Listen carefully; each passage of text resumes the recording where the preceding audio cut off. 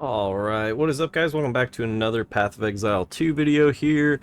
Today we are doing the Corrupted Nexus, which is kind of like the step 2 or step 3 of your initial quest line once you get to the end game. I wasn't going to record this, but it's actually a little bit more challenging than I thought, and so I thought it'd be a good thing to showcase. Anytime there's like a little bit of a challenge or like a speed bump, I feel like it's a good way to kind of showcase where a build is at. You can compare it to yourself or like down the road, or another build for other people, so you can just kind of compare baseline power. So first off, if you don't mind hitting that subscribe button, really appreciate it. Helps me out. We're about to hit 1,400 subs. Now we're gonna go for 1,500. So with that out of the way, we'll go ahead and take a look at this. So it does force you to run these as a yellow map, which I feel like is a good change. Like, you have to have a 4 modded map. So if you just don't have rare maps, you're going to have to regal and exalt them. So that is a new change. Like, previously, I would run rare maps if I found them. If, they didn't look extremely, like, rippy, or, like they were going to kill you. But this basically forces you to run yellow maps if you want to clear these corrupted nexus. And since it's part of the quest line, I think I have to do this basically to get some Atlas ascendancy, or not ascendancy, Atlas passive tree points. So it does give you like a really nice, and I don't know if this is on all corrupted nexuses, but a really huge like XP gain. And then the mods on this map were a little bit like negative for my build, but it shouldn't really be too much of a challenge. But the monsters like that it spawns, like the corrupted monsters, were a little bit stronger than I was expecting. Like, I actually had to kind of like run from a rare mob. So I thought it'd be a good, just thing to record, so we can kind of just compare it. I'm trying to play a little bit more carefully. Part of the problem is like how much ailment threshold they get additionally in this map. So a lot of my builds, like, sort of damage and survivability comes from freeze.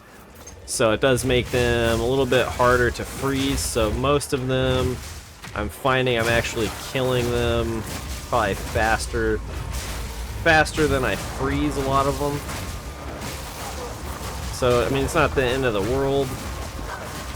I do need to get a new weapon, so that's like next on my agenda. Because the current weapon I have is, I've basically been using it since like either the end of Act 1 or like very early in Cruel. So like you can see, I definitely can die here, just from how much damage I'm taking. Like, if I don't avoid like certain attacks and I just try, like these guys, like they really hurt. Like that's the rare mob, basically same type of mob I was having to retreat from before. Like, they're hitting me really hard. So if they have like mods that make them like kind of tanky, that could be a problem.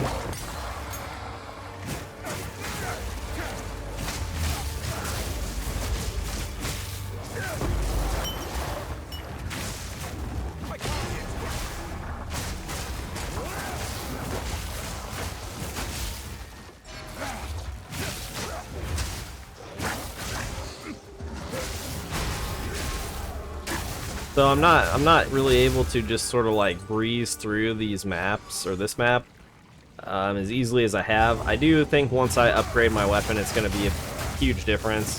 I'll show you here what I'm working with in just a second.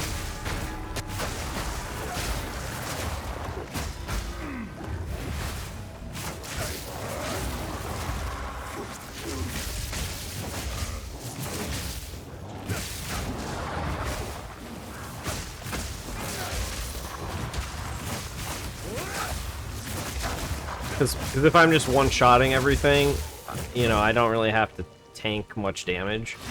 So we'll go ahead, and this is the weapon here. So, nothing spectacular by any means. once I pick up a weapon that's, you know, doing 400 to 500 like physical DPS, and you can, if you're playing like in a trade league, you can pick those up for, you know, just a couple exalts. They only really start getting expensive when you're trying to get the like plus skill mods. Like when you want to get all the good mods on it with the physical DPS, that's when they start getting kind of pricey. So it's not too bad. Yeah, those guys are a problem, especially when they're rare.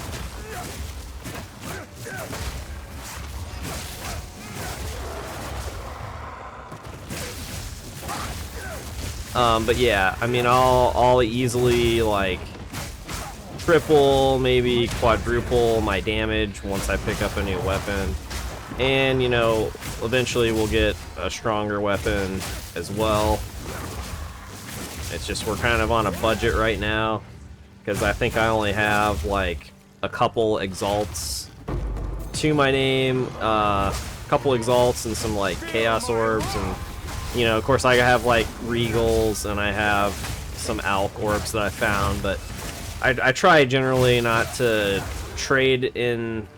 Like the regals I'll definitely like convert into exalts if I need to, but the chaos and the alch orbs I would prefer to like keep for down the road if I do decide to do like a little bit of crafting or what have you.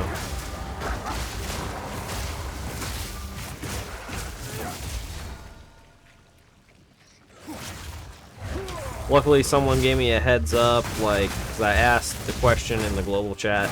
I wasn't entirely sure on this quest line. It said explore a corrupted map, and I didn't know if it was talking about like going to the nexus or just any corrupted map. So they did tell me like at the end of this map like a boss will spawn, so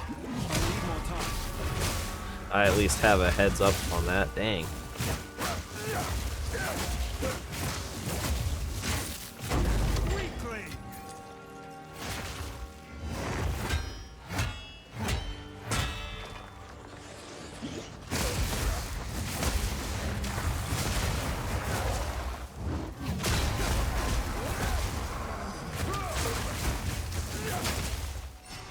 I also do need like better defensive gear.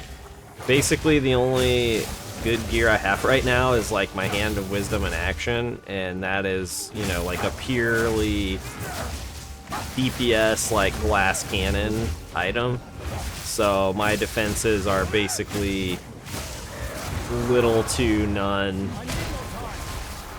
which is fine. Like if I freeze everything and kill it instantly,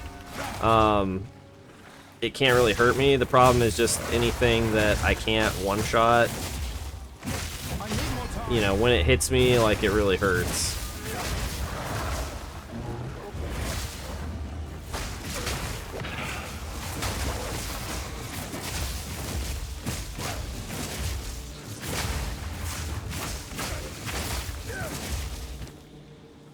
Let's see if we got... Always remember to like upgrade these when you can. Like it's honestly even probably worth it just to carry like to carry transmutation and augment orbs on you, just for upgrading strong boxes. I've heard that strong boxes are currently like one of the better Atlas passive nodes to go down.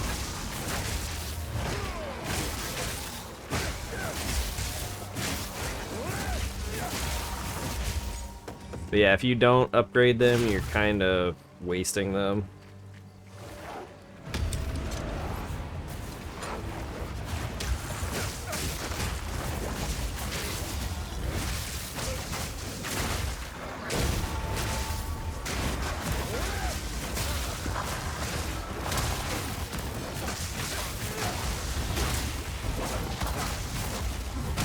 Ooh, don't want to... Those guys really hurt when they hit me with that slam. I don't think I can actually avoid it or dodge it. Like, it seems to be an attack that is unavoidable. So kind of just have to roll out of the way and not let it hit me.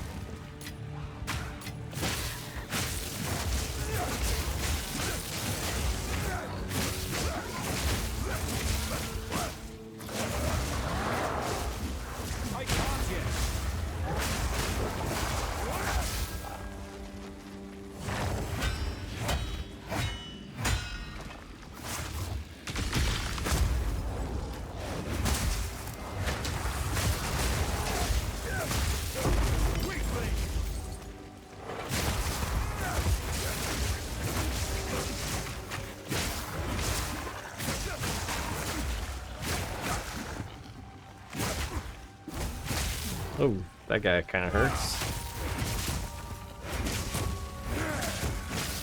I'm not ready.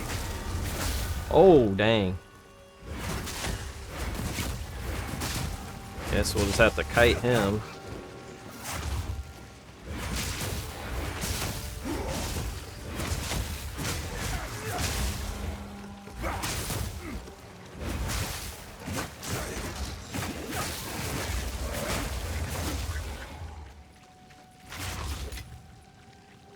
Way less exciting when you have to actually kite them versus just going in and going ham.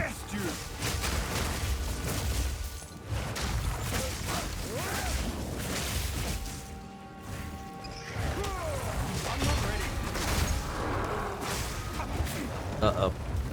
That slow bubble is like not good for me. Ooh.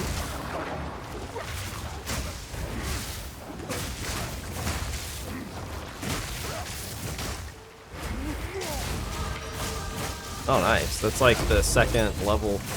I mean, I got a level like right at the start of the map because I was close to leveling up when I entered it. But I've already got another full level, so that massive XP boost is like really paying off.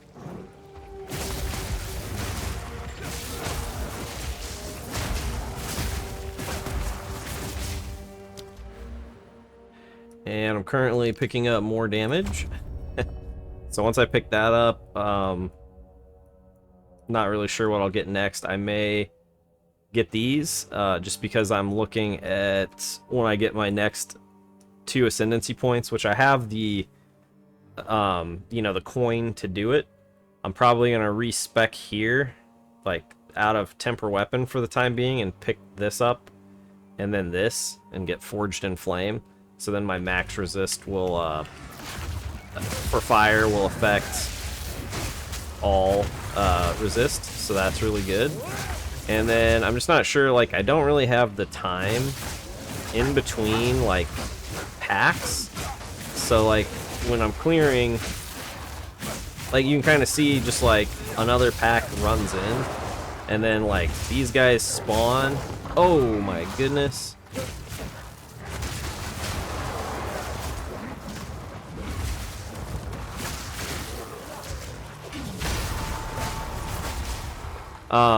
So like, the amount of times I can actually use this are somewhat limited, and it just kind of feels like a skill that I can't really fully utilize. Like, it's really strong when I have it up, but like, now I don't have it up anymore, and I can't really use it again until like I fully kill everything around me.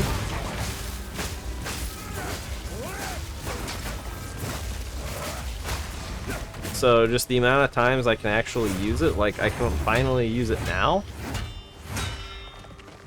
And, you know, it'll be the same thing. Like, I'll quickly clear a couple packs, and then,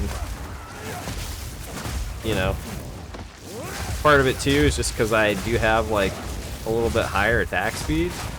But it's like, once again, the buff is gone.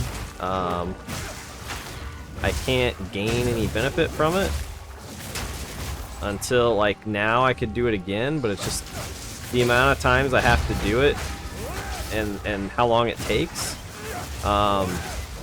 just doesn't really benefit me enough for me to, like, I feel like it's possibly either like a net, like I don't feel like it's a net positive. It's either a net negative, or potentially it's just like, you know, doesn't really help me, because the time I save clearing like a pack or two before it's gone, I think is, you know, possibly possibly wasted in the amount of time it takes me to reapply the buff. If it did, like, it did 4 attacks initially and now it does 12, I feel like maybe if it did 50, like if each hammer strike gave me 12 attacks, then maybe it would, like, it just, it doesn't feel good. I mean, maybe it feels better on like a really slow attacking build, but when you don't have to do it quite as often. But even then, I just don't know, like, because it seems like even with AoE attacks, you still really only, like, the explosion only hits one enemy. I'll show you what I'm, oh dang it. I'll show you what I'm talking about here in a second. Okay. So I'll use it with Wave of Frost, and like you'll still see, even when you hit, you know, multiple units, like there's still only one explosion.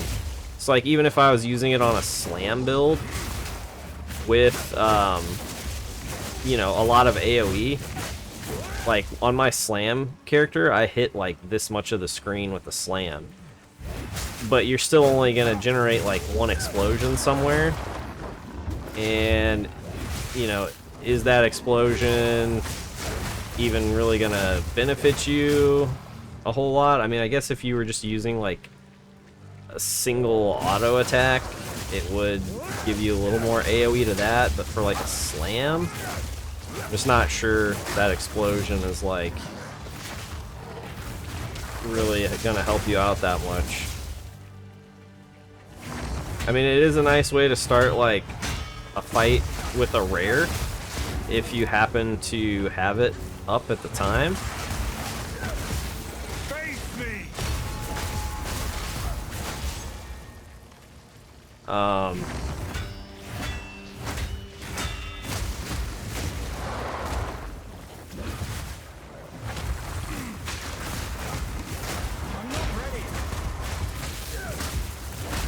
Just want to burn those guys down as fast as I can.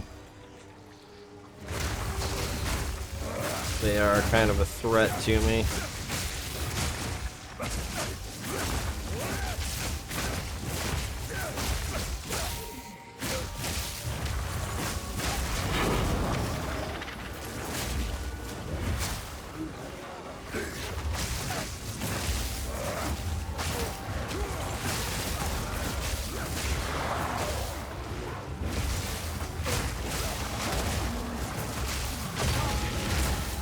They've already got another half a level.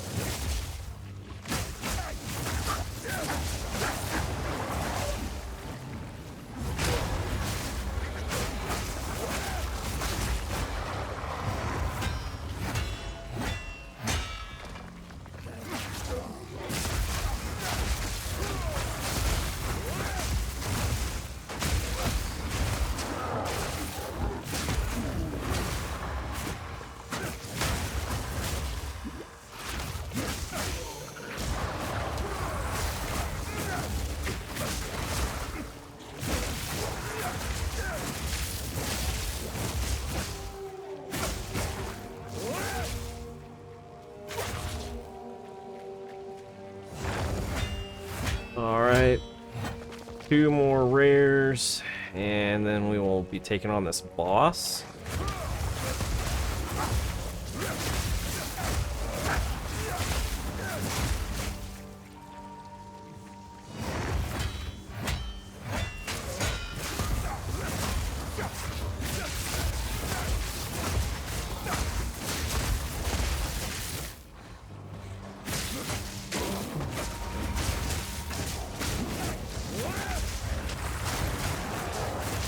Oh.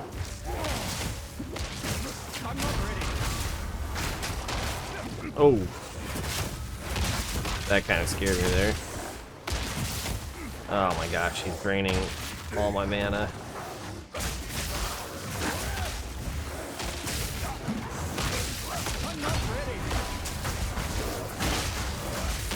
Die. Ugh.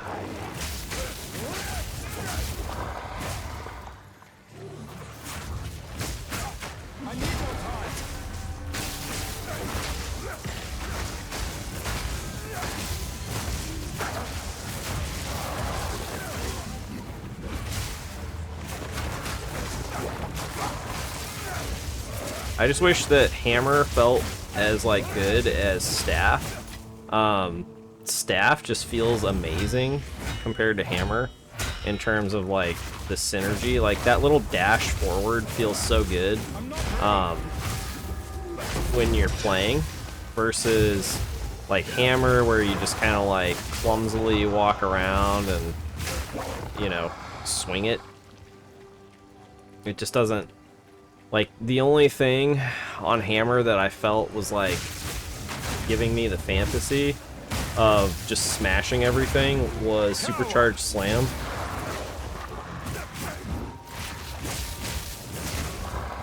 And I'm just not sure how the damage on it, like, my auto attack damage. So, like, I had better AoE clear with Stampede than supercharged slam. And trying to make supercharged slam compete with just like single target damage versus my auto attack was like very challenging, to say the least. Like I would basically have, the only way I could make it work to sort of like outpace your auto attack is if I happen to be able to pull off like a full you know, with a 20% quality gem, like a full 5-second slam with like empowered attacks, you know, every possible like buff known to man to it, just because it repeats 5 times, so you take advantage of those buffs 5 times. That was the only way that I could get it to compete with like the mace attack for DPS, and that was like with using the best supports that I possibly could on it. I almost feel like if I used all the best supports I could on regular mace attack, that it may have actually... Oh, I guess this is the boss here.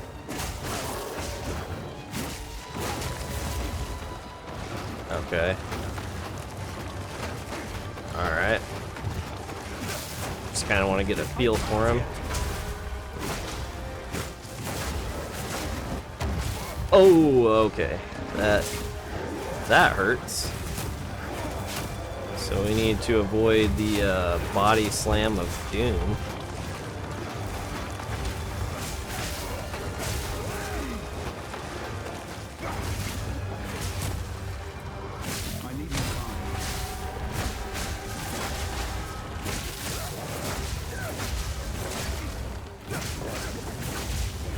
Okay, there we go.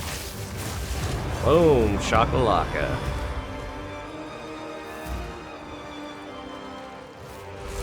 Really? No items? Oh, okay. Really? Just two magic items? What is this? Okay, I'll take it. The source of corruption was a creature? I wish I could perform a detailed autopsy of its corpse, but its passive emanations alone would quickly kill us. It looks to be significantly more mutated than other beings we've encountered. I don't like having insufficient data on new threats. We are vulnerable until we know more.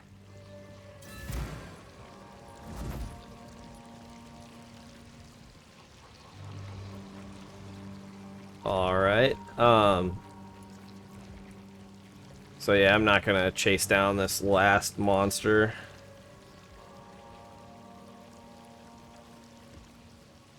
The Shadow of the Trickster. Oh, that's nice. They added this here so it tells you how many additional portals you have remaining. That's actually very helpful information, because sometimes, like, you forget, you know, after you come to town and you go back, you forget. The sheer force of the cataclysm scoured away much of the surface and disrupted what remained. Sturdier than most, ancient precursor towers have been left exposed. You should find one and secure it for our research. Sure, dude. Time is of the essence. What's Alva have to say? Since you encountered that strange mirror, this place is darker now, in a way I can't describe. Somebody's here. Someone that isn't us. I keep thinking I hear laughter, mocking us, but I look around and I don't see anything. You just keep your guard up, all right? Oh, okay. So you get a delirium tablet from doing a delirium. I'll take that. Alright, so let's take a look at the new Atlas passive tree here. Before, I was all about these nodes here. So, like, the magic pack size, rare pack size, and then getting, like, additional waystones. So, probably gonna go this way. And pick up the rares, because the rares just drop more stuff.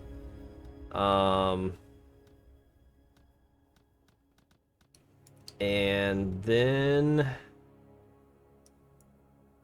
I'll, I guess, maybe come through here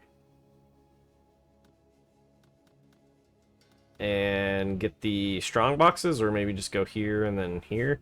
Shrines I just don't think are that good.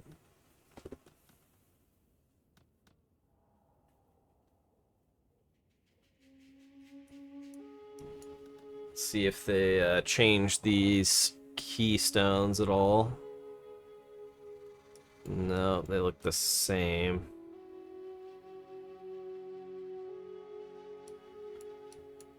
Not a whole lot there. I guess this is kind of, you know, for crafting, for like solo self-found, that these nodes here could be good, like the essence nodes. As Miri Spirits, I just don't really feel like there's a lot of value there. But strong boxes, the thing with strong boxes is they're extra monsters and extra drops. And so, like, even if you're wanting, like, additional waystones, like, you could pick this up and get increased cartographer strong boxes, plus, like, a ton of extra strong box, like, chance. So you could either get I think, oh, game kind of like froze up here for a second. Let's just give it a few. Okay, so cartographers, that's maps. Researchers, yep. Currency, I would definitely either go cartographers or researchers, just depending on what you need. Like if you have a ton of maps, then I would definitely probably go for the currency. But maps are always like a good thing to have until you have so many of them that you're never going to run out. But that could be useful, like when you're building up your map base. What do they got up here? I feel like, I feel like Rogue Exiles. Oh, that's cool. So you can kind of, again, for like solo self-found, the Rogue Exile gear in this is actually, I like how it works. Because I think I killed one a map or so ago. Yeah, I guess I don't still have it in my inventory, but they drop like a full set of gear. So like every possible piece, and then some of the gear has like runes in it too. So it's just kind of interesting. I wish you could extract the runes, like I think it was Torchlight 2 gave you the choice. do you want to destroy the item and save the socketables, or do you want to destroy the socketables and save the item? You can kind of, like, you can overwrite the socketables, I believe, in this, but you can't like get your socketables back. So if you were able to like extract the socketable items from the exiles, I think that would be a more interesting like interaction there.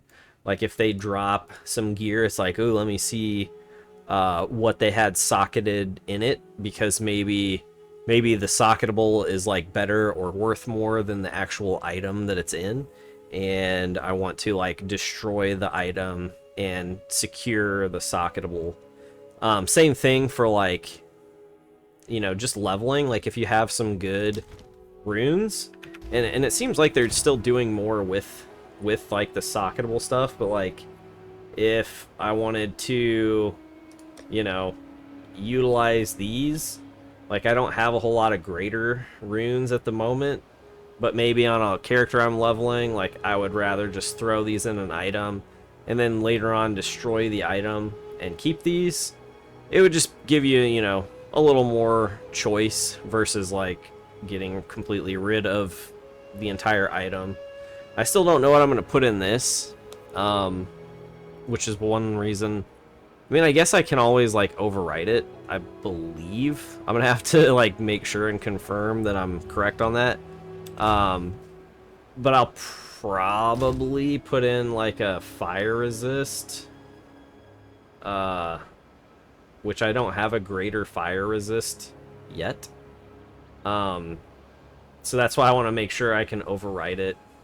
And with it being like also corrupted, I just want to make sure that that doesn't affect it as far as like overwriting it goes. I'd rather just get the greater fire,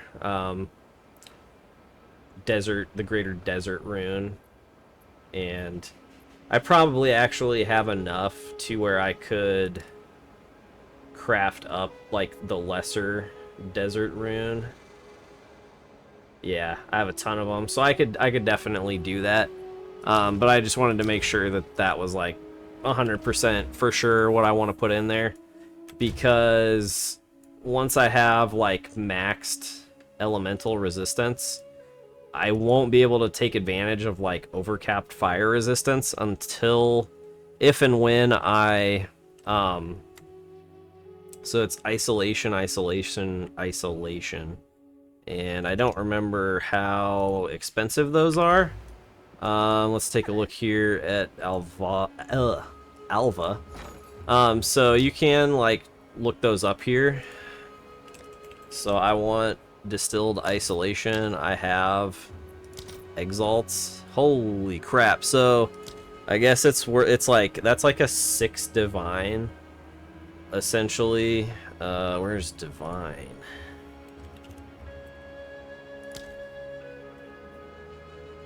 Oh, I guess it doesn't let me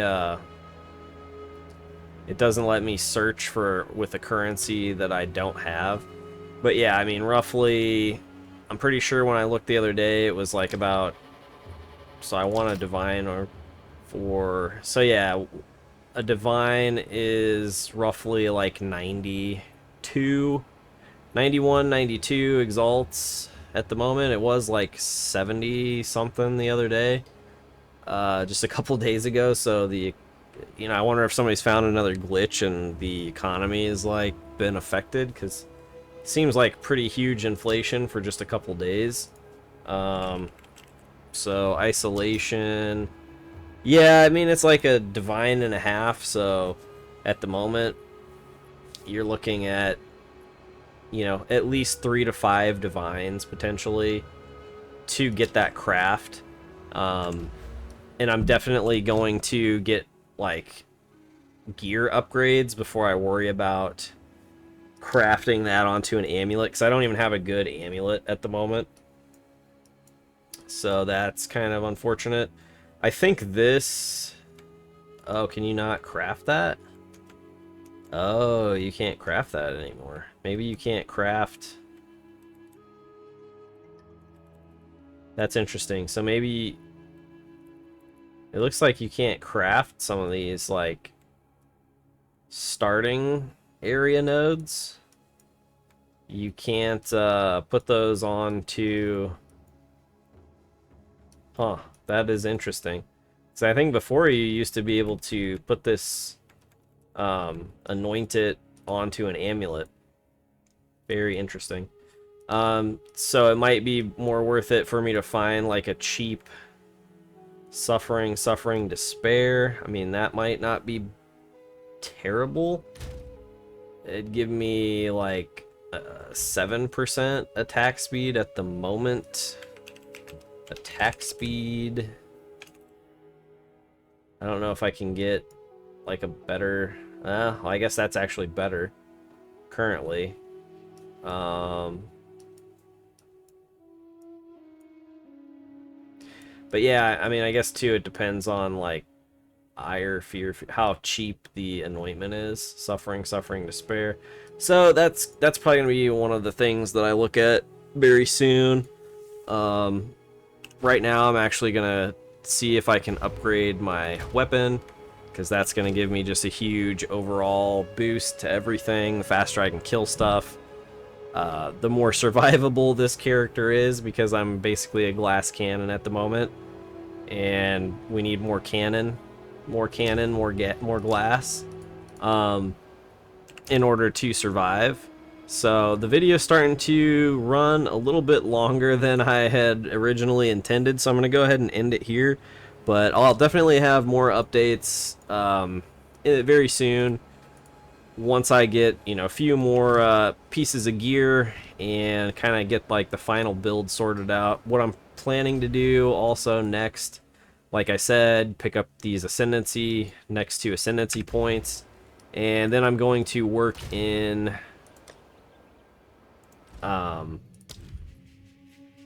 I'm planning to work in elemental conflux. I'll probably take out Herald of Ice and work in elemental conflux, because basically with Shattering Palm, it does the same thing as Herald of Ice, but just like better. The two of them do kind of synergize well for clear speed, but just having like a rotating 53% more multiplier when I'm doing like the triple sort of elemental damage, I think is gonna be pretty massive. Fire is really the only one where I kind of lack damage at the moment. Like, I was hoping that Temper Weapon would be that fire damage, but it's just, like I said, not as reliable as I'd like it to be. I do a little bit of fire damage, just from this weapon having like a little bit of fire damage. I don't think I have really any fire damage anywhere else. Like, yeah, it's all coming from just that 24 to 39 fire damage there. So not bad. Like, it's basically like a 10x, 10 times damage on this for the fire damage. But when you can see here, when it's like either cold or lightning damage, that's going to be a pretty huge buff to my damage output. If we can get a little more fire damage somewhere, somehow, it would also be significant. There is this node up here, Suffering Isolation, so even that's like still expensive. And then there's also this here, so I just don't know if I'm gonna have enough points. Like, I'm already at almost level 70, so this is gonna be my level 70 point. And then I've got another like 10 to 20 points that'll come fairly easily. I was planning on picking these up and these like for crit, and that's probably like a lot of those remaining points. I don't know if I'm gonna have enough even to like I'll basically probably have to decide if I would rather get these or get these up here. And I think probably these are gonna overall like be better total DPS.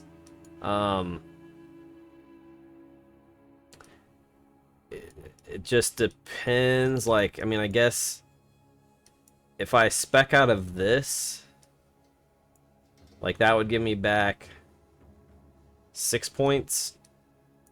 And I still haven't even, like, picked this up. I could spec out of these, because these are, like, sort of have, you know, drawbacks to them with the reduced maximum mana. I mean, it's not, like, really causing me any huge issues. But yeah, so that's kind of where the build's at right now, guys. If I get enough energy shield, I don't know if I would need this here, so like that could be a couple points I could get back. And like these here are relatively good. This is good. Again, I feel like very stretched thin at this point for points. I was planning on getting these here too, because that's just like pretty big. Like that'd be another basically like 70% damage for 3 points, like 70% increased, which is a pretty good investment. Wanted to pick these up, but again, that's like six more points. I think what they really need to do is take out like about half of the stat nodes. Like this could easily be like, take one of these out. Like if I could get here for 2 or 3 points, like this should be like should take me like a 2-point investment to get here, and then 1, 2, 3, 4. Like, it's just, you spend so many points just trying to get over here in stats. And same thing over here, like, this could easily, like, remove these 3 points and make that, like, 1. Like, go boom, boom. And same thing here, like, make that 1 point, boom, boom. I feel like they did this just because they made the stats like 5 points instead of 10. So then they added in more stat nodes, but then now you can't get as much stuff as you actually want. Like, look at the distance here and here for just 3 points.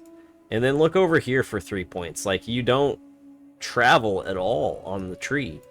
And here and like here for 3 points. Like, these 3 points are like, you know, almost half or like a third of the passive tree, and then these 3 points are just like non-existent in terms of how far you're like moving. So it's just kind of painful like traveling on the passive tree, because if you're used to PoE 1, you're like, oh yeah, I'm gonna come up here, I'm gonna grab some of these, I'm gonna come down here, I'm gonna grab like this stuff, I'm gonna go over here and like grab this stuff. In PoE 2, you can go like 2 or 3 places and get stuff.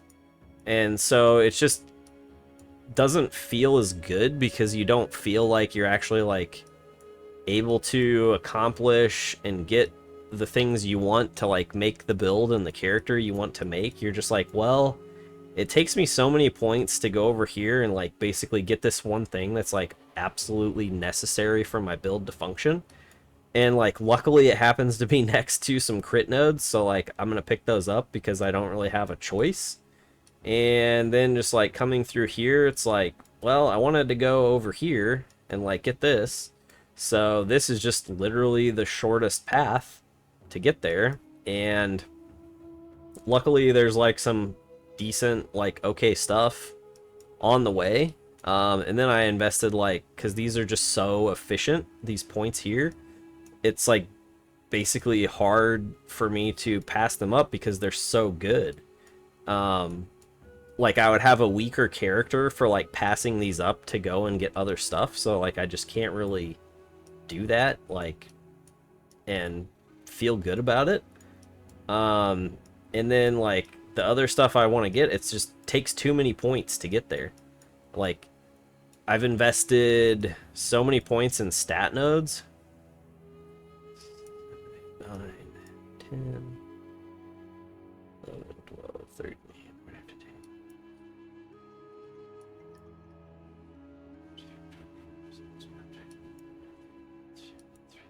Like almost more than half of my points currently, or a huge chunk, because I have like about 34, 35 points. I wish it would tell you like your total amount of passives that you have selected, but 34 points are just stat nodes. To me, that's like absolutely crazy and kind of ridiculous. Like that's almost half, because you get, you know, extra points, so it's still very close to probably about half, or like at least a third to half of my points are just stat nodes. So like a stat node is the most uninteresting, like boring choice you have in the game, and that's like half or so of the choices that I've been forced to make on the passive tree, and then it limits you getting the actual interesting things on the passive tree. Like I'm very limited in what I can interact with on the passive tree because of how many stat nodes it takes to actually go anywhere on the tree. So it's kind of frustrating. Like I think that's something that they need to look at and fix, in my opinion. But again, video's getting kind of long. I digress. So thanks for tuning in, guys. Thanks for listening. Thanks for watching. And remember to give them the D.